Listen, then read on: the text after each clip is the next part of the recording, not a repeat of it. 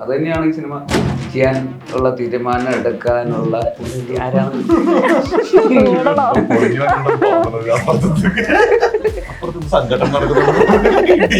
അപ്പുറത്തൊരു അയ്യപ്പനും ഈ പറയുന്ന നായകൻ എന്ന് പറയുമ്പോൾ ആദ്യം മുതലേ നന്മ നിറഞ്ഞവൻ, എല്ലാം മനസ്സിലാക്കുന്നവൻ, എല്ലാവർക്കും വേണ്ടി എല്ലാം ചെയ്യുന്നവൻ എന്ന് പറയുന്ന പോലത്തെ ഒരു ടെംപ്ലേറ്റ് ഒന്നും നമ്മൾ ഫോളോ ചെയ്യേണ്ട കാര്യമില്ല. പടം കണ്ടു കഴിഞ്ഞിട്ട് പ്രേക്ഷകർ തീരുമാനിക്കട്ടെ ആരാ നായകൻ ആരാ വില്ലൻ എന്നൊക്കെ ഉള്ളത്. DP Ajesh, Mariano, Terrance Bruno. ഈ സ്റ്റെഫി എന്ന് പറയുന്ന കഥാപാത്രത്തിലേക്ക് ലിജോ മോൾക്ക് എത്രത്തോളം ദൂരം ഉണ്ടായിരുന്നു? ഇവിടുന്ന് കൊച്ചിന്ന് കൊല്ലം വരെ. കൊച്ചിയിലായിരുന്നു, കൊച്ചിയിൽ കൊല്ലം ഞാനൊരു ഫീലിംഗ് ചോദ്യം ചോദിച്ചു വന്നായിരുന്നു. ഏറ്റവും ദൂരെ നിന്ന് വന്നത് ആരായിരുന്നു? ഇല്ല, നമ്മളൊക്കെ ഒരേ ഞങ്ങൾക്കൊക്കെ ഒരേ ദൂരമായിരുന്നു. അവരാണ് ക്യാരക്ടറിലേക്ക് ഒരു ബന്ധമില്ലാത്ത. സൂക്ഷ്മദർശിനിയില് ഒരു ഒരു ഒരു അമ്മച്ചി അത് കണ്ടിട്ട് സിനിമ കണ്ടു കഴിഞ്ഞിട്ട് ഒന്നുമില്ല അവനെ അമ്മയ്ക്ക് വേണ്ടിയല്ലടാ അങ്ങനെ പറഞ്ഞതിന് ചേടാ സജിൻ അമ്പാൻ ഉറുമി സ്തംഭാൻ നിനക്ക് നീ കല്യാണം കഴിച്ച ഭാര്യക്ക് അംബാനി എന്ന് വരും. നീ അംബാൻ, അവൾ അംബാനി. അംബാനി. നമസ്കാരം. മീഡിയ വണ്ണോടൊപ്പം എന്നുള്ളത് Lijomol, Sajin Gopu, Basil Joseph and Anand. Welcome. And നമ്മൾ പൊന്മാനിലാണ് ഇപ്പോൾ തുടങ്ങുന്നത്. പുതിയ വിശേഷം പൊന്മാനാണ്. വിലായത്ത് ബുദ്ധിക്ക് ശേഷം GR ഇന്ദുഗോപന്റെ കഥ അത് സിനിമയാകുന്നു. വിലായത്ത് ബുദ്ധിക്ക് മുന്നേ പൊന്മാൻ എത്തുന്നു. എന്താണ് ഇത് തരുന്ന ഒരു excitement? I start from here. നല്ല രീതി ഇവിടെ ഇരിക്കണ്ട.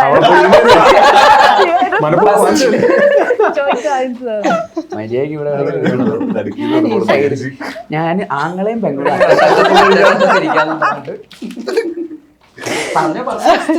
ഓക്കെ. പൊന്മാൻ വളരെ രസമായിട്ട് വന്നിട്ടുണ്ട്. നമ്മളൊക്കെ പ്രതീക്ഷിച്ചതിനേക്കാളും രസമായിട്ട് വന്നിട്ടുണ്ട്. എനിക്ക് തോന്നുന്നു കുറേ കാലമായി ഇങ്ങനൊരു കഥ ഭയങ്കര ഇമ്പോർട്ടൻ്റ് ആയിട്ട് ഉള്ളൊരു സിനിമ ഇപ്പോൾ റീസെൻ്റായിട്ട് വന്നിട്ട് ഇതിൽ ഭയങ്കര ലൈഫുള്ളൊരു സിനിമയാണ്. അപ്പോൾ നമ്മൾ ഉദ്ദേശിച്ചതുപോലെ തന്നെ വന്നിട്ടുണ്ട്. ഭയങ്കര എൻഗേജിങ് ആയിട്ടുള്ളൊരു സിനിമയായിട്ട് വന്നിട്ടുണ്ട്. അതിൽ ഒരുപാട് സന്തോഷം. നമുക്ക് ടീസർ കാണുന്ന സമയത്ത് രണ്ടുപേര് തമ്മിലുള്ളൊരു റൈവൽറി സ്റ്റോറി പോലെ തോന്നുന്നു. ഇപ്പോൾ പ്രത്യേകിച്ചും സച്ചി സാറൊക്കെ ചെയ്തു വെച്ചിട്ടുള്ള അയ്യപ്പനും കോശിയിലൊക്കെ കിട്ടിയിട്ടുള്ള ഒരു ഇൻറ്റൻസ് ത്രില്ലിംഗ് ഉണ്ടല്ലോ, അതിനകത്തേക്ക് GR ഇന്ദുഗോപന്റെ കഥ വരുന്നു. അത് തരുന്ന ഒരു എക്സൈറ്റ്മെന്റ് ഫീൽ ചെയ്യുന്നുണ്ട്. അത് തന്നെയാണോ നിങ്ങളിത് ചൂസ് ചെയ്യുന്നത്? അതിനുള്ളൊരു റീസൺ?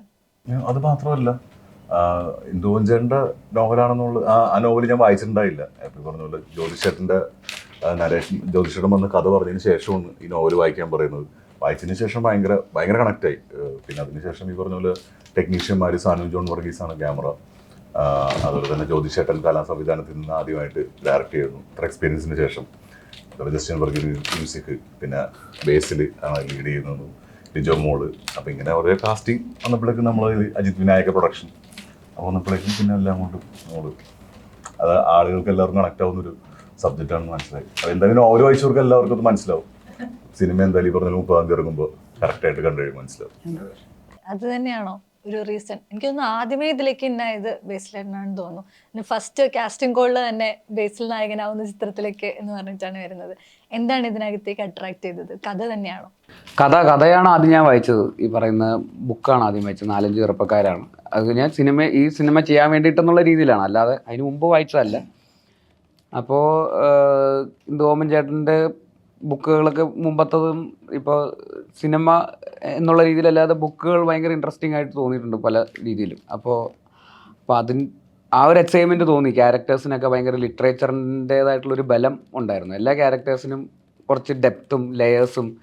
ലിറ്ററേച്ചർ സിനിമയാകുമ്പോൾ ഡെഫിനറ്റ്ലി അതിൻ്റെ ക്വാളിറ്റി എന്തായാലും അതിൻ്റെ റൈറ്റിങ്ങിൽ സിനിമയിലേക്ക് വരുമ്പോഴും ഉണ്ടാവുമല്ലോ. ക്യാരക്ടേഴ്സിലൊക്കെ ആണെങ്കിലും നമ്മളത് അത്രയും ഡീറ്റെയിൽ ആയിട്ട് വായിക്കുകയാണ്. അപ്പോൾ നമുക്കും ആ ക്യാരക്ടർ സ്ക്രിപ്റ്റായിട്ട് എഴുതുമ്പോൾ അത്രയും ഡെപ്തിൽ ചിലപ്പോൾ നമുക്ക് കമ്മ്യൂണിക്കേറ്റ് ചെയ്യാനും കൺവേ ചെയ്യാനും ചിലപ്പോൾ പറ്റിയെന്ന് വരില്ല. പക്ഷേ പുസ്തകത്തിൽ അത് കുറച്ചുകൂടെ ക്ലിയർ ആയിട്ട് വരും. അപ്പോൾ നമുക്ക് ആ ക്യാരക്ടറിനോട് ഭയങ്കരമായിട്ടുള്ളൊരു അട്രാക്ഷനും ഒരു അഡിക്ഷനും തോന്നി ആ അജേഷ് എന്ന് പറയുന്ന ക്യാരക്ടർ. പ്രത്യേകിച്ച് ആ book Ajesh Mariano Bruno Steffi Graf ഇങ്ങനെ ഈ ക്യാരക്ടേഴ്സ് നമുക്ക് ആ ബുക്ക് വായിച്ചു കഴിഞ്ഞിട്ട് നമ്മളവിടെ ഒറ്റ ഇരുപ്പിന് വായിച്ചു തീർക്കാനും പറ്റുന്ന ഒരു ബുക്കാണ്. അങ്ങനെ എല്ലാ ബുക്കുകളും ചിലപ്പോൾ അങ്ങനെ വായിക്കാൻ പറ്റില്ല. ഇത് ആ ബുക്ക് അങ്ങനെ ഒറ്റ സ്ട്രെച്ചിലിരുന്ന് വായിച്ചു കഴിയുമ്പോൾ ഈ ക്യാരക്ടേഴ്സ് ഇങ്ങനെ നമ്മളുടെ അടുത്ത് ഇങ്ങനെ നമ്മുടെ ചുറ്റുമുള്ള പോലെ നമുക്കിങ്ങനെ ഫീൽ ചെയ്യുമായിരുന്നു. അജേഷ് അതിൻ്റെ ഒരു എക്സൈറ്റ്മെൻറ്റ് വേറെയും പലരുടെ ഷെയർ ചെയ്യാനുള്ളൊരു ഇൻറ്റൻസിറ്റി നമുക്കുണ്ട്. ഭാര്യയുടെ അടുത്ത് തൊട്ട് ഇങ്ങനെ ഒരു ബുക്കുണ്ട്, അതിലിങ്ങനെ അജേഷ് എന്ന് പറയണം, അങ്ങനെ മരിയാനും ഇങ്ങനെ കൂട്ടുകാരുടെ അടുത്തൊക്കെ പറയാൻ ഭയങ്കരമായിട്ടുള്ളൊരു എക്സൈറ്റ്മെൻറ്റ് ഫീൽ ചെയ്തിരുന്നു. ആ എക്സൈറ്റ്മെൻറ്റ് തന്നെയാണ് ഇത് ചെയ്യണം ഇത് ചെയ്യണം ആക്ച്വലി ചെയ്യേണ്ട സിനിമയാണെന്ന് തോന്നലുണ്ടാക്കാനുള്ള കാരണം അതാണ്. ആ ഒരു എക്സൈറ്റ്മെൻറ്റ് ആ ബുക്കിന് ഉണ്ടാക്കാൻ പറ്റിയിട്ടുണ്ട്. അത് തന്നെയാണ് ഈ സിനിമ ചെയ്യാൻ ഉള്ള തീരുമാനം എടുക്കാനുള്ള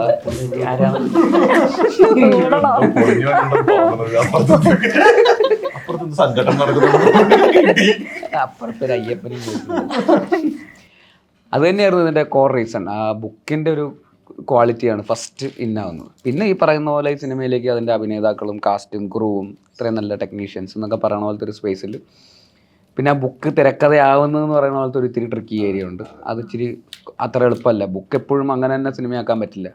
ബുക്കിൻ്റേതായിട്ടുള്ള ഒരു ക്വാളിറ്റിയും സിനിമ തിരക്കഥയാകുക എന്ന് പറയുന്നത് അതിൻ്റേതായിട്ടുള്ള ക്വാളിറ്റി ഉണ്ടാവണം. അപ്പോൾ ആ ഒരു പ്രോസസ്സ് കുറച്ച് ട്രിക്കി ആയിരുന്നു. അപ്പോൾ അതിന് വേണ്ടിയിട്ട് കുറച്ച് സമയം എടുത്തു കംപ്ലീറ്റ് ആയിട്ട് ഇന്നാവാൻ വേണ്ടിയിട്ട്, ആ ബുക്ക് തിരക്കഥയിലേക്ക് എത്താൻ. അത് മനോഹരമായിട്ട് ഇന്ദുഭവൻ ചേട്ടനും ജസ്റ്റിൻ മാത്യു മിന്നലിൻ്റെ കോറൈറ്റർ അപ്പോൾ അവനും കൂടെ വന്നു കഴിഞ്ഞപ്പോൾ അതിന് വേറൊരു രസത്തിലുള്ളൊരു സിനിമ, കമേഴ്ഷ്യൽ സിനിമയുടെ ഒരു സ്പേസിലേക്കും കൂടെ ഇതിനെ കുറച്ചുകൂടെ ബെറ്ററായിട്ട് റീഅഡാപ്റ്റ് ചെയ്യാൻ പറ്റി. അത് എല്ലാം കൂടെ വന്നു കഴിഞ്ഞപ്പോൾ നമുക്കിതൊരു ഒരു സിനിമയായിട്ട് ഇതും കൂടെ ബുക്ക് വായിച്ചവർ പലപ്പോഴും സിനിമ കാണുമ്പോൾ നിരാശപ്പെടാറുണ്ട്. അതുണ്ടാവാതിരിക്കാൻ നമ്മൾ മാക്സിമം ശ്രമിച്ചിട്ടുണ്ട്. പക്ഷേ എന്തൊക്കെ പറഞ്ഞാലും ബുക്കിൻ്റേതായിട്ടുള്ള നമ്മുടേതായിട്ടുള്ള ഇമേജറീസും വിഷ്വൽസും എന്തായാലും ബുക്കിനുണ്ട്. സിനിമ കാണുമ്പോൾ നമ്മൾ ഫീഡ് ചെയ്യുന്ന വിഷ്വൽസും ഇമേജറീസും ആണ് ക്യാരക്ടേഴ്സൊക്കെ. ആ വ്യത്യാസം എന്തായാലും ഉണ്ടാകും. അപ്പോൾ അതുകൊണ്ട് ബുക്കിൻ്റെ അത്ര വന്നില്ല എന്ന് പറയാൻ സാധ്യതയുണ്ടോ എന്നുള്ളത് എനിക്കറിയില്ല. പക്ഷേ അതിൽ നന്നാക്കാൻ ഞങ്ങൾ പരമാവധി ശ്രമിച്ചിട്ടുണ്ട്. എനിക്ക് തോന്നുന്നു ഇതിൽ നേരെ മറിച്ചൊരു എക്സ്പീരിയൻസ് ആണെന്ന് തോന്നി. ഞാൻ മുന്നേ ഒരു ഇൻസ്റ്റഗ്രാം പോസ്റ്റ് കണ്ടതിൽ ആദ്യമേ കഥ വായിച്ച സമയത്ത് ഇത് സിനിമയാവുകയാണെങ്കിൽ എനിക്ക് എന്ത് കഥാപാത്രം ചെയ്യാൻ പറ്റുമെന്ന് ആലോചിച്ചിട്ടുള്ള ഒരാളാണ്. ഈ കഥാപാത്രം തന്നെ ബ്രൂണോയെ തന്നെ കയ്യിലേക്ക് കിട്ടുമ്പോൾ ഉള്ള ഒരു ഫീൽ എന്താണ്? അത് നമ്മൾ ഇന്ദുഭവൻ ചേട്ടൻ്റെ ഭയങ്കര ഫാനാണ്. അപ്പോൾ പുള്ളി പണ്ടോട്ടെ ബുക്കുകളൊക്കെ വായിച്ചുകൊണ്ടിരുന്നത്. അപ്പോൾ ഞാൻ പുള്ളി എഴുതിയതിൽ ഏറ്റവും സിനിമാറ്റിക് ആയിട്ടുള്ള നോവലായിട്ട് എനിക്ക് തോന്നിയത് 4 ചെറുപ്പക്കാരാണ്. അപ്പോൾ നമ്മളത് വായിച്ചു തീരുമ്പോൾ ഒറ്റ ഇരിപ്പിനാണ് വായിച്ചു തീർക്കുന്നത്. വായിച്ചു തീരുമ്പോൾ തന്നെ നമുക്ക് കുറച്ചു കാലം മുമ്പാണ് നമ്മളെപ്പോഴും സിനിമയായിട്ടാണല്ലോ നോവലൊക്കെ വായിക്കുമ്പോഴും നമുക്ക് കുറേ വിഷ്വൽസ് ഒക്കെ കിട്ടുമല്ലോ. അപ്പോൾ അതിൽ നമ്മളിങ്ങനെ വായിച്ചുകൊണ്ടിരിക്കുമ്പോൾ ഇതിൽ ഏത് ക്യാരക്ടർ ആയിരിക്കും സിനിമയാക്കുമ്പോൾ നമ്മുടെ സ്വപ്നമാണല്ലോ, ആഗ്രഹമാണല്ലോ. അപ്പോൾ എന്തായാലും അജേഷ് നമുക്ക് പറ്റൂല, അത് നായകൻ നമ്മൾ എന്തായാലും പറ്റില്ല. പിന്നെ മരിയാനോ ചോദിയപ്പോൾ അത് വേറെ തന്നെ ടെറർ സാധനമാണ്, നമുക്ക് ആ ഏരിയ പറ്റിയിട്ടില്ല. പിന്നെ നോക്കി ബ്രൂണോ കൊള്ളാം, ഓക്കെ കൊള്ളാം, നല്ല രസമുണ്ട്. ബ്രൂണയൊക്കെ വെച്ച് മനസ്സിലൊക്കെ വെച്ച് എന്നിട്ട് അതൊക്കെ പൂട്ടിക്കെട്ടി അതെടുത്ത് വെച്ചു.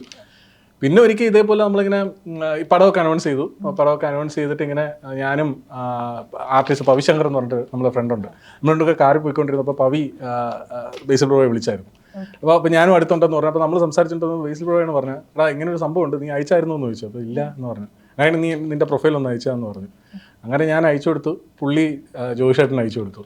അപ്പോൾ ജോയ് ഷേട്ടനും എവിടെയോ ഇതിൻ്റെ അകത്ത് എൻ്റെ ഒരു സാധനം എവിടെ എടുത്ത് വെച്ചിട്ടുണ്ടായിരുന്നു. അപ്പോൾ ജോയ് ഷേട്ടനും അങ്ങനെയാണെങ്കിൽ നോക്കാമല്ലോ എന്ന് പറഞ്ഞിട്ടാണ് എന്നെ വിളിച്ചത്. അങ്ങനെയാണ് ഈ പറഞ്ഞ പോലെ എല്ലാവരും ഒരു നിമിത്തം പോലെ ഇങ്ങനെ കറങ്ങി അവസാനം ഈ ഞാൻ എപ്പോഴോ സ്വപ്നം കണ്ടൊരു സാധനം നമ്മൾ ഈ എന്താ പറയുക മാനിഫെസ്റ്റ് ചെയ്യുമെന്ന് പറയില്ലേ, അതേപോലെ ആ സാധനമായിട്ട് വന്നു എനിക്ക് കറങ്ങിത്തിരിഞ്ഞ് എനിക്ക്. അപ്പോൾ അതിലെനിക്ക് ഏറ്റവും നന്ദി പറയേണ്ട ബേസിൽ ബ്രോയുടെ ജോയിഷേട്ടൻ്റെ അടുത്തുമാണ്.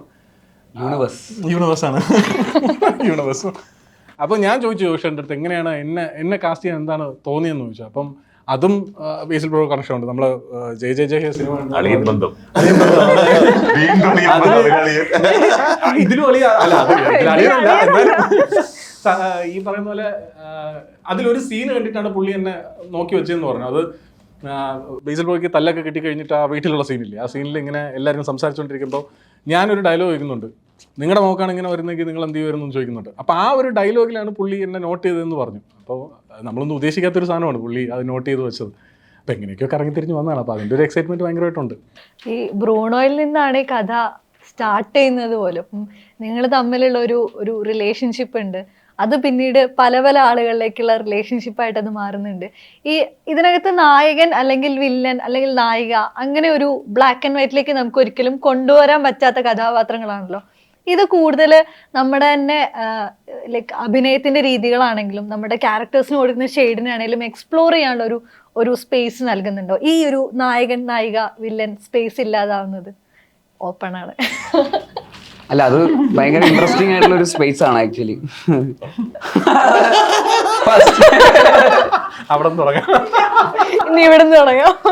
അല്ല, അത് ഭയങ്കര ഇൻട്രസ്റ്റിംഗ് ആയിട്ടുള്ള ഒരു സ്പേസ് ആണ്. ഈ പറയുന്ന ബ്രൂണോയിൽ കഥ തുടങ്ങി അത് മെല്ലെ വേറൊരാളിലേക്ക് എത്തുന്നു, അവിടെ നിന്ന് വേറൊരാളിലേക്ക് എത്തുന്നു, പിന്നെ അയാളെ കഥ കുറച്ച് നേരം ടേക്ക് ഓവർ ചെയ്യുന്നു, പിന്നെ അതിങ്ങനെ മാറി മറിഞ്ഞുകൊണ്ടിരിക്കുക എന്ന് പറയുന്നത് ഭയങ്കര ഇൻട്രസ്റ്റിംഗ് ആയിട്ടുള്ളൊരു ഇതാണല്ലോ. അപ്പോൾ ഇതിലിപ്പോൾ ഇയാളാണോ ശരിക്കും, ഇയാൾ നല്ലവനാ കെട്ടവനാന്ന് നമുക്ക് സിനിമ കണ്ടു കഴിയുമ്പോഴാണ് ആരൊക്കെ എവിടേക്കാണ് നമുക്ക് ആരുടെ കൂടെയാണ് നിൽക്കാൻ തോന്നുന്നത് എന്ന് പറയുന്ന പോലത്തെ ഒരു എന്താ പറയുക, ഒരു പോയിന്റിലേക്ക് ഓഡിയൻസ് എത്തുക എന്ന് പറയുന്നത്. പക്ഷെ എന്നാൽ പോലും സിനിമാറ്റിക് ആയിട്ടുള്ള ചില ഗിമ്മിക്കുകൾക്ക് വേണ്ടി ചിലരെ പ്രോപ്പറായിട്ട് ഗ്രേ ആയിട്ട് തന്നെ പ്ലേസ് ചെയ്യപ്പെടേണ്ടി വരും. അങ്ങനെയൊക്കെയുള്ള കാര്യങ്ങളിൽ നമ്മൾ റൈറ്റിങ്ങിൽ കൊണ്ടുവരുന്നുണ്ട്. പക്ഷെ എന്നാൽ പോലും ഇതിൻ്റെ ഒരു സ്ട്രക്ചറിങ് അങ്ങനെയാണ് ആ ബുക്കിൻ്റെ. അപ്പോൾ അതുകൊണ്ട് നമുക്ക് പ്ലേ ചെയ്യുമ്പോഴും പല രീതിയിൽ പ്ലേ ചെയ്യാം. ഈ പറയുന്ന നായകൻ എന്ന് പറയുമ്പോൾ ആദ്യം മുതലേ നന്മ നിറഞ്ഞവൻ, എല്ലാം മനസ്സിലാക്കുന്നവൻ, എല്ലാവർക്കും വേണ്ടി എല്ലാം ചെയ്യുന്നവൻ എന്ന് പറയുന്ന പോലത്തെ ഒരു ടെംപ്ലേറ്റ് ഒന്നും നമ്മൾ ഫോളോ ചെയ്യേണ്ട കാര്യമില്ല. പടം കണ്ടു കഴിഞ്ഞിട്ട് പ്രേക്ഷകർ തീരുമാനിക്കട്ടെ ആരാ നായകൻ ആരാ വില്ലൻ എന്നൊക്കെ ഉള്ളത്. അതാണ് ആക്ച്വലി ശരിക്കും സിനിമ എന്ന് പറയുന്ന ഒരു രീതിയിൽ നമുക്ക് വർക്കാവേണ്ടത്. എന്നാൽ പോലും ഒരു നായകൻ ഉണ്ടാവുമായിരിക്കാം, അയാളുടെ കൂടെ നമുക്ക് സഞ്ചരിക്കാൻ തോന്നണം ഒരാളുടെ കൂടെ, ഇല്ലെങ്കിൽ ചിലപ്പോൾ പ്രശ്നമാവും. ആരുടെയും കൂടെ നമുക്ക് റിലേറ്റ് ചെയ്യാൻ പറ്റുന്നില്ല, കണക്ട് ചെയ്യാൻ പറ്റുന്നില്ല എന്നുള്ളത്. പക്ഷെ ഒരാളുടെ കൂടെ കണക്റ്റ് ആവണം എന്നുള്ളത് ഇമ്പോർട്ടൻ്റ് ആണ്. ആരുടെ കൂടെ എന്നുള്ളത് കുറച്ചുകൂടെ അങ്ങനെ ഓപ്പണായിട്ട് നിൽക്കുന്നത് രസമായിരിക്കും എന്ന് തോന്നുന്നു. അത് ഈ സിനിമയിൽ വർക്കായിട്ടുണ്ട് ആക്ച്വലി. എല്ലാവർക്കും പ്രശ്നങ്ങളുണ്ട്, എല്ലാവർക്കും എല്ലാവരുടേതായിട്ടുള്ള കാരണങ്ങളും ഉണ്ട്. അത് സജിനാണെങ്കിലും എനിക്കാണെങ്കിലും ആനന്ദിനാണെങ്കിലും ബ്രൂണോ എന്നേ വായിൽ വരുന്നുണ്ട്. ഓരോ ക്യാരക്ടറിന്റെ സിറ്റുവേഷൻ ആണ്, അതെ, നെഗറ്റീവോ അവസ്ഥകളാണ്. സജിൻ ചേട്ടൻ്റെ കഥാപാത്രങ്ങളാണെങ്കിലും ഇപ്പം മുന്നേ ആളുകളിലേക്ക് രജിസ്റ്റർ ആവുന്ന ഒരു വളരെ സീരിയസ് ആയിട്ട് തമാശ പ്രതിഫലിപ്പിക്കുന്ന ഒരാൾ എന്നുള്ള രീതിയിൽ ആൾക്കാരെ ഇതിനെ ഗ്രാസ്പ് ചെയ്യുന്നുണ്ട്. പക്ഷേ ഇതിലേക്ക് വരുമ്പം ആള് പല ഷെയ്ഡുകളിലേക്ക്, ഇപ്പൊ പറഞ്ഞ പോലെ തന്നെ നായകനാണോ വില്ലനാണോ, ആരുടെ ഭാഗത്താണ് ശരി എന്നുള്ള ആ ഒരു വലിയ കൺഫ്യൂഷൻ ഇപ്പൊ ടീസറിൽ തന്നെ നമുക്കത് മനസ്സിലാവുന്നുണ്ട്. കഥയിൽ അത് കുറച്ചുകൂടെ ഡെപ്ത് ഉള്ള ഒരു ക്യാരക്ടറാണ്. ഈ ഒരു കഥാപാത്രത്തെ അതൊരു ഈ നേരത്തെ പറഞ്ഞ ഒരു ഇമേജിനെ ബ്രേക്ക് ചെയ്യും എന്ന് തോന്നിയിട്ടുണ്ടോ? അങ്ങനെ തന്നെയാണ്. ഞാൻ ആവേശം കഴിഞ്ഞ സമയത്ത് കേട്ടപ്പോൾ എനിക്ക് ഇത് ചെയ്യണമെന്ന് തോന്നി. കാരണം അത് വേറൊരു മീറ്ററാണ്. അമ്പാൻ പറഞ്ഞ ക്യാരക്ടർ ഹ്യൂമറൊക്കെ ആയിട്ട് പോകുന്ന ഒരു ബ്ലാക്ക് ഹ്യൂമറൊക്കെ ആയിട്ട് പോകുന്ന ഒരു ക്യാരക്ടറാണ്. ഇത് വരുമ്പോൾ ഇതിൽ കുറച്ചൊരു സീരിയസ് ഡെപ്ത് ഉള്ളൊരു ലെയർ ആയിട്ടുള്ള ഒരു ക്യാരക്ടറാണ്. അപ്പോൾ അത് അങ്ങനെ ചെയ്യുമ്പോൾ കുറച്ച് രസമായിരിക്കും. ആൾക്കാർ കാണുമ്പോൾ എപ്പോഴും ഇങ്ങനെ കുറച്ച് ഷഫിൾ ചെയ്തപ്പോഴും നമ്മൾ ചെയ്യുമ്പോൾ വരുമ്പോൾ ഒരു ആവർത്തന വിരസത വരില്ല എന്നുള്ളത് കൊണ്ട് തന്നെയാണ് അങ്ങനെ ചെയ്തത്. കുറച്ചുകൂടി ഒരു ഡിഫറെന്റ് ആയിട്ടുള്ള ടീം കൂടെയാണ് ഉറപ്പായിട്ടും ആ ഒരു എക്സ്പീരിയൻസ്. അത് ഞാൻ നേരത്തെ പറഞ്ഞ പോലെ ഇതിന്റെ കുറച്ച് ബ്രാൻഡ്, കുറച്ച് ടെക്നീഷ്യന്മാർ, സാനു ജോൺ വർഗീസ് ക്യാമറ, ജ്യോതിഷ് ചേട്ടനാണെങ്കിലും പിന്നെ ഇവരൊക്കെ വന്ന് മൊത്തത്തിൽ വേറൊരു ടീം മൊത്തത്തിൽ അടിപൊളിയായിരുന്നു. നല്ല എക്സ്പീരിയൻസ് ആയിരുന്നു. നമുക്ക് മറ്റു പടങ്ങളിൽ നിന്ന് കിട്ടാത്ത കുറേ കാര്യങ്ങൾ ഞാൻ കുറച്ച് പടങ്ങൾ ചെയ്തിട്ടുള്ളൂ, ഓരോന്നിങ്ങനെ പഠിച്ചു തന്നെ ഉള്ളൂ. അതുകൊണ്ട് നല്ല എക്സ്പീരിയൻസ് ആയിരുന്നു, അടിപൊളിയായിരുന്നു. ഈ കഥയിലേക്ക് വരുമ്പം അതിലെ സ്ത്രീ കഥാപാത്രങ്ങൾ, ഇപ്പം സ്റ്റെഫി ആണെങ്കിലും സ്റ്റെഫിയുടെ അമ്മയാണെങ്കിലും ഒരു പോയിന്റിൽ കഥയെ എങ്ങോട്ട് കൊണ്ടുപോകണം എന്ന് തീരുമാനിക്കുന്നുണ്ട്. അതിന് ഒരു വലിയ ഇമോഷണൽ ഫാക്ടറും കൊടുക്കുന്നുണ്ട്, അതേപോലെ ഒരു ഇൻസൈറ്റ് കൂടെ കൊടുക്കുന്നുണ്ട്. ആ സ്ത്രീപക്ഷപരമായിട്ട് തന്നെ കഥ മുന്നോട്ട് പോകുന്നൊരു ലെയറിൽ ഈ പൊന്മാനെ സംബന്ധിച്ചിടത്തോളം എത്രത്തോളം അത് പവർഫുൾ ആവുന്നുണ്ട് ആ ഒരു ഫാക്ടർ? ഇതില് ഇപ്പോൾ സ്ത്രീകളിൽ മാത്രമല്ല, ഇതിലെ ഓരോ ക്യാരക്ടറും അവനവൻ്റെ സാഹചര്യത്തിനനുസരിച്ച് അവനവൻ്റെ ശരികളെ ചൂസ് ചെയ്യുന്ന ആളുകളാണ്. അതിനെ എത്രത്തോളം മുന്നോട്ട് കൊണ്ടുപോകാൻ പറ്റുമെന്ന് നോക്കുന്നു. പക്ഷേ ഞാൻ തിരഞ്ഞെടുത്ത ശരി അത് മറ്റുള്ള അപ്പുറത്ത് നിൽക്കുന്ന ഒരാൾക്ക് അത് ഞാൻ കാരണം, അല്ലെങ്കിൽ ഞാൻ തിരഞ്ഞെടുത്ത എൻ്റെ ശരി ഭയങ്കര ബുദ്ധിമുട്ടുണ്ടാക്കുന്നു എന്ന് കാണുമ്പോൾ ഞാൻ റിയലൈസ് ചെയ്ത് എൻ്റെ തെറ്റ് തിരുത്താൻ റെഡിയാകുന്ന അങ്ങനെ ഒരു ക്യാരക്ടർ. അത് എൻ്റേതെന്ന് മാത്രമല്ല, ഇതിലുള്ള എല്ലാവരുടെയും അങ്ങനെ. ഇപ്പോൾ ചിലപ്പോൾ നമ്മൾ വിചാരിക്കും മരിയാനോയുടെ ക്യാരക്ടർ നല്ല ക്യാരക്ടറാണെന്ന് നമുക്ക് തോന്നും, പക്ഷെ ഒരു പോയിന്റ് കഴിയുമ്പോൾ നമുക്ക് തോന്നും അയാൾ ശരിയാണോ എന്ന് നമുക്ക് തോന്നും. അങ്ങനെ നമുക്ക് എല്ലാവരുടേതും ഭയങ്കര എന്താ പറയുക സംശയം തോന്നും. ഇത് ഓക്കെ ഈ പോയിക്കൊണ്ടിരിക്കുന്നത് അല്ലെങ്കിൽ സ്റ്റെഫി ചെയ്യുന്നത് ശരിയാണോ എന്ന് നമുക്കൊരു പോയിന്റ് തോന്നും. അത് കഴിഞ്ഞ് നമുക്ക് തോന്നും അല്ല സ്റ്റെഫി ആണ് ശരി, അല്ലെങ്കിൽ അജേഷ് ആണോ ശരിയെന്ന് നമുക്ക് ഒരു പോയിന്റിൽ തോന്നും. അത് കഴിയുമ്പോൾ നമുക്ക് മനസ്സിലാവും അജേഷ് ആണ് ശരി. അങ്ങനെ പോകുന്നതാണ്. അപ്പോൾ ഇതിൽ ഈ പറഞ്ഞ സ്ത്രീ കഥാപാത്രങ്ങൾ, ഇതിൽ ഈ രണ്ട് കഥാപാത്രങ്ങൾ മാത്രമല്ല, ഇതിൽ മരിയാനോയുടെ അമ്മയായിട്ട് ചെയ്യുന്ന ജയ ചേച്ചി ചെയ്ത ഒരു ക്യാരക്ടറുണ്ട്. അപ്പോൾ ജയ ചേച്ചി ചെയ്തിരിക്കുന്ന ക്യാരക്ടറിനും ആ ക്യാരക്ടറിനും അതിൻ്റെ ശരികളുണ്ട്, അല്ലെങ്കിൽ അവരങ്ങനെ ആയിരിക്കാൻ അവർക്കതിനുള്ള ജസ്റ്റിഫിക്കേഷൻസ് ഉണ്ട്. അപ്പോൾ എനിക്ക് തോന്നുന്നു ഓരോ ക്യാരക്ടേഴ്സും അവർക്ക് ഈ പറഞ്ഞ റിയലൈസേഷൻസ് വരുന്നുണ്ട്. അല്ലെങ്കിൽ ഇപ്പം പടത്തിൻ്റെ ഒരു സെക്കൻഡ് ഹാഫിൽ അത് മുന്നോട്ട് പോകുമ്പോൾ നമ്മൾ പറയുന്ന ഒരു കാര്യം, പറഞ്ഞു വെക്കുന്ന ഒരു കാര്യം, ഇപ്പം എനിക്ക് അതിനെക്കുറിച്ച് ഡീറ്റെയിൽ ആയിട്ട് പറയാൻ പറ്റില്ല, പക്ഷെ അത് ഒരുപാട് സ്ത്രീകൾക്ക് കണക്ട് ചെയ്യാൻ പറ്റുന്ന ഒരു കാര്യമാണ്. അപ്പോൾ അതിനെ റിലേറ്റ് ചെയ്ത് നമുക്കിപ്പം ഒരുപാട് നമ്മുടെ ചുറ്റിനും നടന്നുകൊണ്ടിരിക്കുന്ന ഒരുപാട് ഇഷ്യൂസ് ഉണ്ട്, നമുക്കറിയാം. അപ്പോൾ അങ്ങനെയുള്ള ചില കാര്യങ്ങളിൽ ഒരു സ്ട്രോങ് ആയിട്ടുള്ളൊരു ഡിസിഷൻ എടുക്കാൻ, അല്ലെങ്കിൽ അതിനെക്കുറിച്ചൊരു റിയലൈസേഷൻ എന്തായാലും സ്ത്രീകൾക്കായാലും ഫാമിലിക്കായാലും പേരൻസിന് പ്രത്യേകിച്ചും വരും. ഓക്കെ, ഈ സ്റ്റെഫി എന്ന് പറയുന്ന കഥാപാത്രത്തിലേക്ക് ലിജോ മോൾക്ക് എത്രത്തോളം ദൂരം ഉണ്ടായിരുന്നു? ഇവിടുന്ന് കൊച്ചിയിൽ നിന്ന് കൊല്ലം വരെ. അല്ല, ഞാനിവിടെ കൊച്ചിയിലായിരുന്നു. കൊച്ചിയിൽ നിന്ന് കൊല്ലം വരെയുള്ള ഞാനൊരു ഫീലിംഗ് ചോദ്യം ചോദിച്ചു വന്നായിരുന്നു. ഏറ്റവും ദൂരെ നിന്ന് വന്നത് ആരായിരുന്നു? ഇല്ല, നമ്മളൊക്കെ ഒരേ ദൂരം. ഞങ്ങൾക്കൊക്കെ ഒരേ ദൂരമായിരുന്നു. ദീപക് വർമ്മ അവരാണ് ക്യാരക്ടറിലേക്ക് ഒരു ബന്ധമില്ല.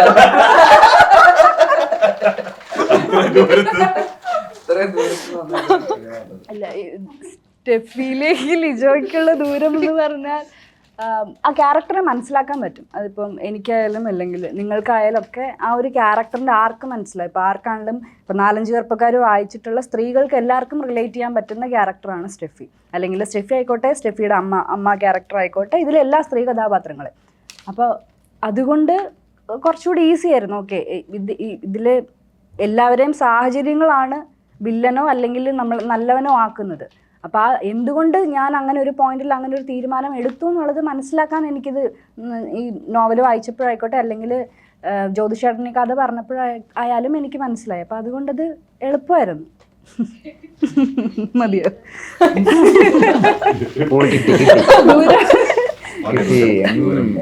ഈ GR ഇന്ദുഗോപൻ മുൻപ് പറഞ്ഞിട്ടുണ്ട്, കഥകൾ എഴുതുന്ന സമയത്ത് ആ സ്ഥലം ഭയങ്കര ഇമ്പോർട്ടൻ്റ് ആണ്. പ്രത്യേകിച്ചും ഗ്രാമങ്ങളാണ് ചൂസ് ചെയ്യാറ്. അവിടെയുള്ള മനുഷ്യർ, അതിൻ്റെ വിശാലമായിട്ടുള്ള ഒരു ടെറൈൻ, ഇതൊക്കെ ഭയങ്കര ഇമ്പോർട്ടൻ്റ് ആണെന്ന് പറഞ്ഞിട്ടുണ്ട്.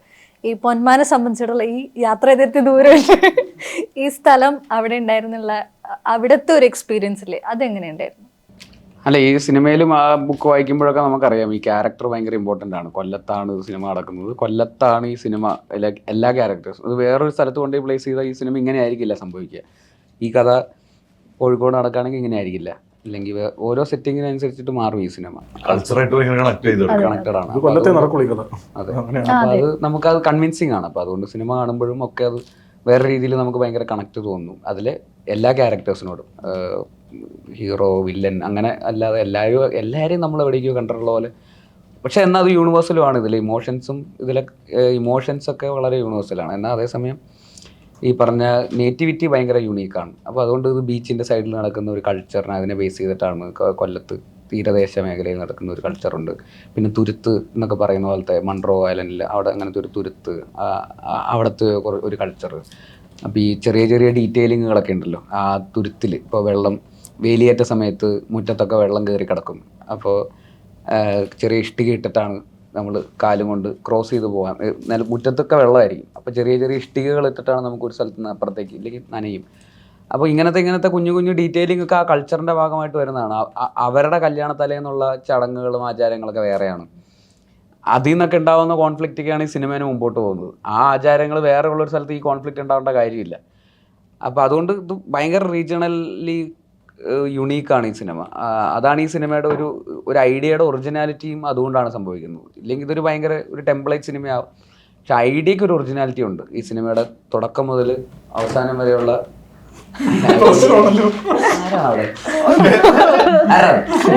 സംസാരിക്കുമ്പോൾ മാത്രമേ അപ്പോൾ ഐഡിയയുടെ ഒറിജിനാലിറ്റി കുറേയൊക്കെ ഈ പറയുന്ന സെറ്റിങ്ങിൽ നിന്നാണ്, ഈ കൊല്ലം ആ ഒരു ഭയങ്കര റൂട്ടഡ് ആയിട്ടുള്ള സെറ്റിങ്ങിൽ നിന്നാണ് സംഭവിക്കുന്നത്. അത് ഇന്ദുഗോപൻ ചേട്ടൻ്റെ മുമ്പത്തെ എല്ലാ പുസ്തകങ്ങളിലും അതുണ്ട്. അതുപോലെ തന്നെ ഈ സിനിമയിലും ഈ പുസ്തകത്തിലും അത് വളരെ എവിഡൻ്റ് ആണ്. പുള്ളി കൂടുതലും കൊല്ലം റീജിയൻ വെച്ചാണ് എഴുതുന്നത്. പുള്ളി കൊല്ലമാണ്. കൊല്ലം, തിരുവനന്തപുരം അതെ അതെ. നമ്മൾ കേട്ടിട്ടില്ലാത്ത കഥകൾ തന്നെയാണ് എല്ലാം. അപ്പോൾ ഇത് ഇങ്ങനെയൊക്കെയുള്ള ആൾക്കാരും ഇങ്ങനെയൊക്കെ ഉണ്ട് എന്ന് നമുക്ക് തോന്നും. പക്ഷേ ഇതിന്റെ ഇമോഷൻ എല്ലാവർക്കും കണക്ട് ചെയ്യാൻ പറ്റും. പക്ഷെ അതിന്റെ അതുപോലെ ക്യാരക്ടേഴ്സിന്റെ നെയിമുകൾ Mariano, Terrance Bruno, Terrance Bruno, പുസ്തകത്തിന്റെ പേര് തന്നെയാണെങ്കിലും പുസ്തകങ്ങളുടെ പേര് തന്നെ വിലായത്ത് ബുദ്ധ, നമ്മൾ മുന്നേ ചിന്തിച്ചിട്ടില്ലാത്തൊരു പേര് കൂടെ. അതെ അതെ അതെ, 4-5 ചെറുപ്പക്കാര്. ബ്രോ പറഞ്ഞാൽ ഇപ്പം മറ്റേ ആ കല്ലിടുന്ന സാധനം നമ്മൾ ഷൂട്ട് ചെയ്ത സ്ഥലത്തും ഇടയ്ക്ക് ഒരു ദിവസം അങ്ങനെ കയറിയായിരുന്നു. എപ്പോഴും ഈർപ്പം ഉണ്ടാവും ഭിത്തിയിലൊക്കെ, അങ്ങനെ ഒരു ഡീറ്റെയിലിംഗ് പരിപാടിയൊക്കെ. അത് എല്ലാ സിനിമയിലും മൊത്തത്തിലുണ്ട് ആ ഡീറ്റെയിലിംഗ്. അങ്ങനെ ഗെയിമുകള് നമ്മൾ ഇതുവരെ കാണാത്ത ഗെയിമുകളൊക്കെ, താറാവ് കൊടുത്ത മത്സരം എന്നൊക്കെ പറയാം. താറാവ് കൊടുത്ത മത്സരം പള്ളി പെരുന്നാളിന് താറാവിനെ നമ്മള് കാണാറുണ്ട്, താറാവിന് തീറ്റ കൊടുക്കുന്ന കാണാറുണ്ട്. താറാവിനെ പിടിച്ചിട്ടൊരു മത്സരം, താറാവിനെ തിന്നാറുണ്ട്, താറാവിന്റെ മുട്ടയും കഴിക്കാറുണ്ട്. കുളത്തിലൊക്കെ താറാവ് ഓടി കളിക്കണേ കാണാറുണ്ട്. താറാവിനെ പിടിക്കുന്നൊരു മത്സരം ഉണ്ടാവുന്നത് ആദ്യമായിട്ട് അറിയുന്നത്. ഞാൻ ആദ്യമായിട്ട് അതൊക്കെ അതിന്റെ ഒരു കൾച്ചറിന്റെ ഭാഗമാണ്. അതൊക്കെ സിനിമയിൽ ഭയങ്കര ഇൻട്രസ്റ്റിംഗ് ആയിട്ടുള്ള പോയിന്റിൽ അതൊക്കെ ഭയങ്കര രസകരമായിട്ട് വരുന്നുണ്ട്. ആക്ച്വലി ഒരു ആർട്ട് ഡയറക്ടറുടെ ഒരു വലിയ എക്സ്പീരിയൻസോട് കൂടെയാണ് ജ്യോതിഷേട്ടൻ സംവിധാനത്തിലേക്ക് ഇറങ്ങുന്നത്. അപ്പം ഒരുപാട് സിനിമകളിൽ വരുന്നു, സിനിമകളുടെ ഭാഗമാവുന്നു, അവാർഡ് വിൻ ചെയ്യുന്നു.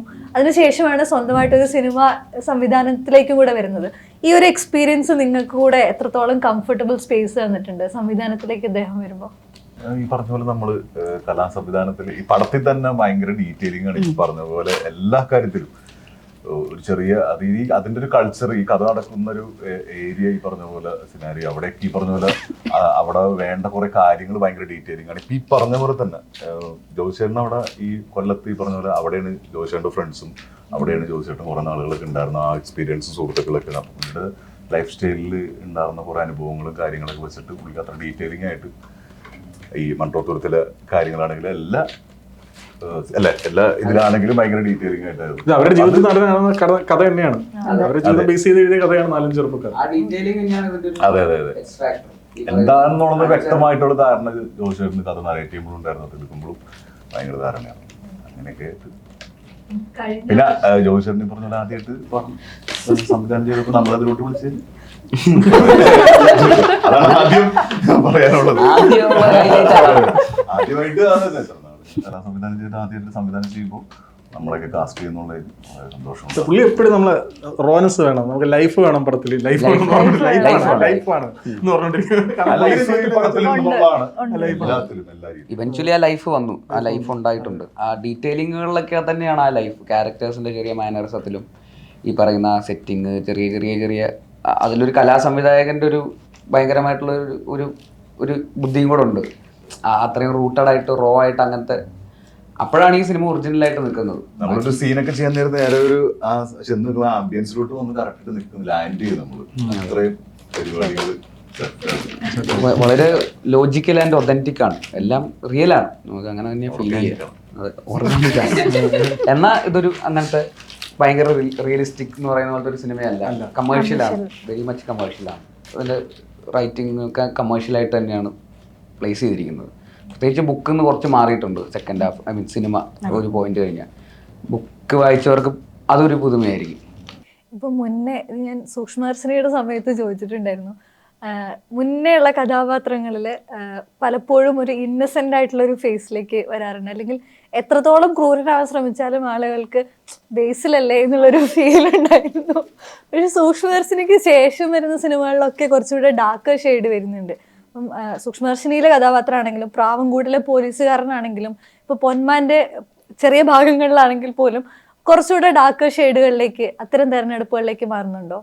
സൂക്ഷ്മദർശിനിയിൽ ഒരു ഒരു ഒരു അമ്മച്ചി അത് കണ്ടിട്ട് സിനിമ കണ്ടു കഴിഞ്ഞിട്ട്, ഓ ഒന്നുമില്ല അവനെ അമ്മയ്ക്ക് വേണ്ടിയല്ലടാ അങ്ങനെ പറഞ്ഞതിന് ചേടാ ഞാൻ ഒരാളെ കൊന്നിട്ടിരിക്കുക, അത് അമ്മ പറഞ്ഞിട്ടല്ലേ പാവോ, അവൻ അങ്ങനെ ഒന്നുമുള്ള അവനെ കൊണ്ടൊന്നും പറ്റില്ല, അമ്മ പറഞ്ഞുകൊണ്ടവൻ ചെയ്തു അങ്ങനെ ഒരു ഇമേജ് വന്നിട്ടുണ്ട്. ഇല്ല, അത് ഒരു തരത്തിൽ നല്ല കാര്യമാണ്, ആൾക്കാർക്ക് ഇഷ്ടമാണെന്നുള്ളൊരു കാര്യമുണ്ട്.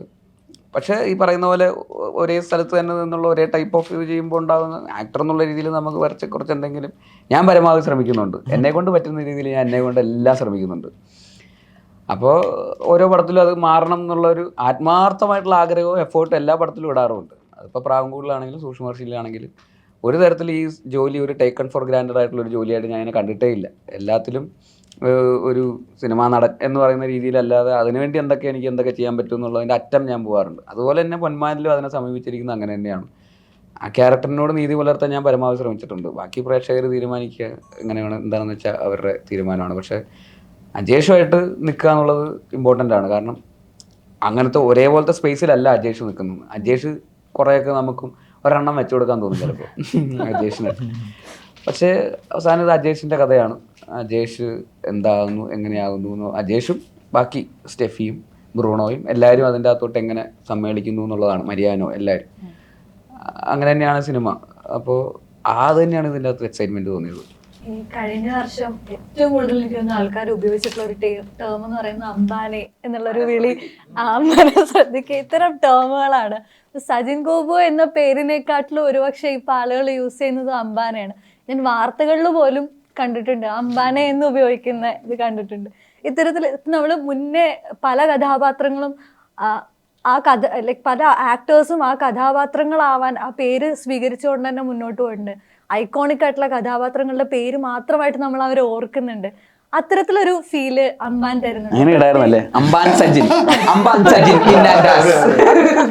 എല്ലാവരെയും വിളിച്ചോണ്ടിരിക്കുന്ന അങ്ങനെയൊക്കെ സജിൻ അംബാൻ, ആക്ച്വലി നീ കല്യാണം കഴിച്ച ഭാര്യക്ക് അംബാനി എന്ന് വരും. നീ അംബാൻ, അവൾ അംബാനി. അംബാനി ജാഫർക്ക് കഴിഞ്ഞ പടം ചെയ്തപ്പോ പുള്ളി ജാഫർക്ക് അംബാൻ എന്ന് പറയും. അംബാനി സജിൻ അംബാൻ. അതെന്താന്ന് വെച്ച് കഴിഞ്ഞാൽ ഞാൻ ഇപ്പൊ അംബാൻ മാത്രമല്ല മുൻപ് ചെയ്ത സിനിമകൾ ഇപ്പൊ രോമാഞ്ചം ഇറങ്ങിയ സമയത്തൊക്കെ നിരൂപേട്ടാന്ന് വിളിക്കുവായിരുന്നു. നിരോധം എന്ന് പറഞ്ഞ് കളിയാക്കുന്നുണ്ട്. ചുരുളി ചുരുളിയില് പേരില്ലാത്തവരോട് തെറി വിളികളൊക്കെ മെസ്സേജ് ഒക്കെ വരും. ഹായ് ഡാഷ് നമ്മൾ മെസ്സേജ് തിരിച്ച് റിപ്ലൈ എന്ന് വിചാരിച്ചിട്ടല്ല അവർ അയക്കണത്. ഹലോ ബ്രോ എന്ന് പറയും. അയ്യോ ചേട്ടാ അപ്പൊ ഇങ്ങനെ വിളിച്ചിട്ട് അതുപോലെ സജിയേട്ടൻ സേഫ് അല്ല, സജിയേട്ടൻ ഇവിടെ സേഫ് അല്ല. നിൽക്കുന്നു എല്ലാവരും സന്തോഷമുണ്ട്. ഇനിയിപ്പോ അത് അങ്ങനെ മാറണമെങ്കിൽ വളരെ സന്തോഷം. പൈങ്കിളിന്ന് സുഖു. എനിക്ക് ഒരു ഓഡീഷന്റെ ഒരു സാധനം വന്നിരുന്നു ഹിന്ദി പടത്തിൽ നിന്ന്. അപ്പൊ അതില് ഡിസ്ക്രിപ്ഷൻ എഴുതിയിരുന്നത് അംബാനെ പോലെ ഒരു ക്യാരക്ടറാണ് എന്ന് പറഞ്ഞിട്ടാണ്. അതും മാഡോക്ക് പ്രൊഡ്യൂസ് ചെയ്യുന്ന ഒരു പടത്തിന്റെ ഒരു ഓഡീഷനിലുള്ള അവര് ക്യാരക്ടർ ഡിസ്ക്രിപ്ഷൻ കൊടുത്തിരുന്നത് അംബാനെ പോലെ ഒരു ക്യാരക്ടറാണ്. അങ്ങനത്തെ ഒരു സാധനം അപ്പൊ അതുവരെ ആ ക്യാരക്ടർ എത്തി എന്നുള്ളതാണ്. പുറത്തുനിന്ന് ഇപ്പൊ പടങ്ങൾ വരുന്നതെല്ലാം എനിക്ക് ഈ ലുക്ക് വെച്ചിട്ടാണ് വരുന്നത്. അമ്പാന്റെ ലുക്ക് കണ്ടിട്ടാണ് അവര് വിളിക്കുന്നത്. ഇപ്പൊ തമിഴും കന്നഡ അങ്ങനെയൊക്കെ വരുന്നുണ്ട് പടത്തിൽ. ഈ കോളേജിൽ നിന്ന് അവര് ആ ഒരു ഫിസിക്കൊക്കെ വെച്ചിട്ടാണ്. പിന്നെ അതിനുശേഷം പടമൊന്നും വന്നിട്ടില്ല. ഞാൻ പിന്നെ പറഞ്ഞ സോഷ്യൽ മീഡിയയിൽ അങ്ങനെ ആക്റ്റീവും അല്ല. ഇങ്ങനത്തെ ഫോട്ടോസ് ഒന്നും ഇല്ലാത്തവരോട് പുള്ളി ഒരാഴ്ച കൊണ്ടൊക്കെ വെയിറ്റ് കുറയ്ക്കും, 8 കിലോ കുറയ്ക്കും. അത് എങ്ങനെയാണെന്ന് എനിക്ക് മനസ്സിലായില്ല. എനിക്ക് അങ്ങനെ പെട്ടെന്ന് മനസ്സിലായില്ല. ദിവസം കഴിക്കാണ്ടിരുന്ന വരിക ഒരാഴ്ച കുട്ടിയിരുന്ന് കഴിച്ചു കഴിഞ്ഞാൽ വണ്ണം വലിയ യോഗം തന്നെ. തടി വെക്കാൻ പറഞ്ഞ വെക്കാം, അത് കുഴപ്പമില്ല. ഒരു ക്യാരക്ടറിന് വേണ്ടി അങ്കിൾ പെണ്ണാണ് ഓക്കെ ആണെന്ന് പറയും. അതേസമയം ആടുജീവിതം എന്ന് പറഞ്ഞാൽ നമുക്ക് അളിയൻ അങ്ങനെ മറ്റേ 95-ന്ന് 75 ആകുന്നു, 75-ന്ന് പിന്നെ 80 ആകുന്നു. എപ്പടി ബോസ്. അപ്പൊ അത് അങ്ങനെ വന്നു കഴിഞ്ഞാൽ സന്തോഷവും. അങ്ങനെ ആൾക്കാർ വിളിക്കുന്നുണ്ടെങ്കിൽ അത് ബ്രേക്ക് ചെയ്യാൻ വേണ്ടി നമ്മൾ ശ്രമിക്കും എന്നുള്ളതാണ്. പൈങ്കിളി അതിന് എത്രത്തോളം ഹെൽപ്പ് ചെയ്യുന്നുണ്ട്? ബ്രേക്ക് ചെയ്യുമെന്ന് വിചാരിക്കുന്നു. പൈങ്കിളി നല്ലൊരു എന്റർടൈനർ ആയിരിക്കും, എല്ലാവർക്കും ഭയങ്കര ഇഷ്ടപ്പെടും. ഫുൾ ഒരു ഹ്യൂമർ സിനിമയാണ്.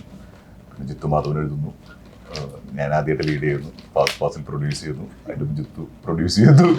എല്ലാവരും അത്യാവശ്യം ആവശ്യം ടീം തന്നെയാണ്. ആവശ്യത്തിൽ അഭിനയിച്ച ശ്രീതേട്ടൻ ഈ പറഞ്ഞൊരു അസോസിയേറ്റ് ഡയറക്ടറായിരുന്നു. പുള്ളിയാണ് ഡയറക്റ്റ് ചെയ്യുന്നത്, ആദ്യമോടെ ഡയറക്റ്റ് ചെയ്യുന്നത്. അപ്പോൾ അതിൽ ഇങ്ങനെ ഒരു ക്യാരക്ടർ ചെയ്യാൻ പറ്റി. അത് 14-ാം തീയതി വാലന്റൈൻസ് ഡേക്ക് വരുന്നു. അടിപൊളിയാ. അംബാനെന്ന് നേരെ മരിയാനോ അംബാനുമായിട്ട് ഒരു ബന്ധമില്ല. മരിയാനോ എന്ന് പറഞ്ഞാൽ മരിയാനോ നേരെ പൈങ്കിളിയിൽ എത്തുമ്പോഴേക്കും വേറൊരു എന്റെ പോസ്റ്ററൊക്കെ കാണുമ്പോൾ അറിയാൻ പറ്റും അടുത്ത ദിവസങ്ങളിലൊക്കെ ആയിട്ട് കുറച്ച് അല്ല മൂന്ന് ടൈപ്പാണ്. അടിപൊളിയാണ്. ഒരു 2 ആഴ്ച കഴിയുമ്പോൾ വേറൊരാളായിട്ട് മരിയാന അവനെന്താ ഇങ്ങനെ മരിയാന സുഗു അതുകൊള്ളാം. ലിജോയുടെ മുന്നത്തെ ഒരു സിനിമ അയാം കാതലിന് വരുമ്പോൾ ഒരു ടെക്കിയാണ്. നമ്മൾ ഒരുപക്ഷെ സിനിമകളിൽ, മലയാള സിനിമകളിൽ പ്രത്യേകിച്ചും ഹാക്കർ ആയിട്ടുള്ള ഒരു ഫീമെയിലിനെ കണ്ടിട്ടുണ്ടാവില്ല നമുക്ക്. പക്ഷെ അതിനെ അത്രയും നീറ്റായിട്ട് അവതരിപ്പിക്കുന്നു. ഇപ്പൊ സോഷ്യൽ മീഡിയ OTT റിലീസിന് ശേഷം അത് ചർച്ച ചെയ്യപ്പെടുന്നു. അയാം കാതലൻ തന്നിട്ടുള്ള ഒരു എക്സ്പീരിയൻസ്. അയാം കാതലനിൽ എനിക്ക് ഏറ്റവും ഇഷ്ടപ്പെട്ടത് ഈ പറഞ്ഞ ക്യാരക്ടറിനെ പ്രസന്റ് ചെയ്തിരിക്കുന്ന രീതി. അതൊരു ചെറിയ ക്യാരക്ടറാണ്, പക്ഷെ നമ്മൾ സാധാരണ ഒരു എത്തിക്കൽ ഹാക്കർ എന്നൊക്കെ കേൾക്കുമ്പോൾ നമ്മുടെ മനസ്സിൽ അല്ലെങ്കിൽ സിനിമകളിൽ നമ്മൾ കണ്ടിട്ടുള്ള ഒരു രൂപത്തിൽ നിന്ന് ഭയങ്കര ഡിഫറെൻ്റ് ആയിട്ട് ഒരു മാരീഡ് വുമൺ ആണ്, ഒരു കുട്ടിയുണ്ട്, അവർ ബ്രേക്ക് എടുത്തിരിക്കുകയാണ് ജോബിൽ നിന്ന്. അങ്ങനെ വീട്ടിൽ നിന്ന് അടുത്തുള്ള ഒരു സ്ഥാപനത്തിലേക്ക് ഇങ്ങനെ ഒരു ആവശ്യത്തിന് വിളിക്കുമ്പോൾ പോകുന്നു. അത് നമ്മൾ യൂഷ്വലി കാണുന്ന പോലെയല്ല, ഒരു ചുരിദാറാണ് വേഷം. അപ്പോൾ ഒരു വീട്ടമ്മയാണ്, ഒരു കുട്ടിയുടെ അമ്മയാണ്. അങ്ങനത്തെ ഒരു അത് സജിൻ എൻ്റെ അടുത്ത് കഥ പറയുമ്പോൾ തന്നെ പറഞ്ഞിരുന്നത് അങ്ങനെയാണ്. അതായത് നമ്മൾ സാധാരണ സിനിമകളിൽ കേൾക്കുന്ന അല്ലെങ്കിൽ സിനിമകളിൽ ഇങ്ങനെ എത്തിക്കൽ ഹാക്കർന്ന് നമ്മൾ കേൾക്കുമ്പോൾ ഉണ്ടാകുന്ന ഒരു രൂപമല്ല, അതിനെ മൊത്തത്തിൽ നമുക്ക് പൊളിച്ചെഴുതണം എന്ന് പറഞ്ഞിരുന്നു. അപ്പൊ എനിക്ക് ഏറ്റവും ഇൻട്രസ്റ്റിംഗ് ആയിട്ട് തോന്നിയത് അതാണ്, ആ ഒരു ക്യാരക്ടറിനെ അങ്ങനെ പ്രസന്റ് ചെയ്തിരിക്കുന്നു എന്നുള്ളത്. ഹുഡിയിട്ട് വരാത്തോണ്ട് നമുക്ക് ഹാക്കർ വിശ്വസിക്കാൻ ഹുഡിയും കുറച്ച് ഒരു കണ്ണട ഒരു ബൗൺസിങ് സജിൻ ചെറുകയിലാണ്. സജിൻ ചെറുകയിൽ ഞാൻ അതും ചെയ്തു. ഇനി ഏതൊക്കെയാണ് പ്രൊജക്ടുകൾ വരാൻ? ഇനി ദാവീദ് എന്ന് പറഞ്ഞൊരു മൂവിയാണ് ഇപ്പോ ഫെബ്രുവരി 14 പൈങ്കിളിയുടെ കൂടെ റിലീസിനുണ്ട്. തിരക്കുള്ള ഇതേതായിരുന്നു? അതാണിപ്പോ ഇമ്മീഡിയറ്റ് റിലീസ് വരുന്നത്. പിന്നെ ഇനി ഷൂട്ട് തുടങ്ങാൻ പോകുന്ന ഒരു പടമേ ഉള്ളൂ നിലവിൽ, ബേബി ഗേൾ എന്ന് പറഞ്ഞിട്ട്. ഇനി പൈങ്കിളി അല്ലാതെ ഏതെങ്കിലും കമ്മിറ്റ് ചെയ്തതുണ്ടോ? ഇനിയിപ്പോ ഞാൻ ചെയ്തു കഴിഞ്ഞത് രതീഷ് ബാലകൃഷ്ണ പൊതുവാളുടെ സിനിമയുടെ ഒരു ദുരൂഹ സാഹചര്യത്തിൽ വയനാട് ഷൂട്ട് എടുക്കായിരുന്നു. അത് കഴിഞ്ഞ് ഞാൻ വന്നിട്ടുണ്ട്. അപ്പോൾ അതാണ് ഇനി അടുത്തത് ഇറങ്ങാനുള്ളത്. പൊന്മാൻ പൈങ്കിളി കഴിഞ്ഞ് കഴിഞ്ഞാൽ അതായിരിക്കും. കമ്മിറ്റ് ചെയ്തത് ഇനിയിപ്പോൾ തുടങ്ങാൻ പോകുന്നത് തിനു പാപ്പച്ചൻ്റെ സിനിമയായിരിക്കും. അതും കൊല്ലത്താണ്, ചവറ, വീണ്ടും കൊല്ലം. അവിടെയാണ് അത് തുടങ്ങാൻ പോകുന്നത്. മാർച്ചൊക്കെ ആകുമ്പോഴേക്ക് തുടങ്ങും. ഇതൊക്കെയാണ് വിശേഷം. ഞാൻ കഴിഞ്ഞ ആഴ്ച ചോദിച്ചു. 2024 ഇനി എന്തെങ്കിലും ഉണ്ടെങ്കിൽ നമുക്ക് അടുത്ത പടത്തിൽ എല്ലാ ആഴ്ച ഇങ്ങനെ വന്നിരുന്ന് ജീവിതകഥ 2024 പഠിച്ച പാഠങ്ങൾ കഴിഞ്ഞ ആഴ്ച പറഞ്ഞല്ലേ ഉള്ളൂ. ഞാൻ കഴിഞ്ഞ അത് കട്ട് ചെയ്ത് അങ്ങ് എടുത്തിട്ട് 26 പ്രോജക്റ്റുകളെ പറ്റി സംസാരിക്കാം. 26. ഓ അതിപ്പോ പറയാൻ പറ്റൂല, ഒരുപാട് ഇരിക്കുകയല്ലേ, കോട്ടക്കണക്കിന് ഇരിക്കുക. എന്റെ അടുത്ത് വരാൻ വന്ന ആസിഫിക്കരോടുള്ള ആഭ്യന്തര കുറ്റവാളി എന്നുള്ള സിനിമയാണ്. പിന്നെ 2 വെബ് സീരീസും വരാനുണ്ട്, ഹോട്ട്സ്റ്റാറിലും സോണി ലിവിലുമായിട്ടൊക്കെ. അപ്പോൾ പൊന്മാന് എല്ലാവിധ ആശംസകളും. ഒരു കിടിലൻ ത്രില്ലർ നമുക്ക് എല്ലാവർക്കും ഒന്നിച്ചിരുന്ന് കാണാൻ പറ്റട്ടെ. വീണ്ടും ഇതുപോലെ റിലീസിന് ശേഷം നമുക്ക് സംസാരിക്കാനും പറ്റട്ടെ. ഫസ്റ്റ് ഡേ വരുന്നുണ്ടോ തിയേറ്ററിൽ? വരുന്നുണ്ട്. അതാ ഒരുമിച്ചിരുന്ന് കാണാൻ പറ്റും.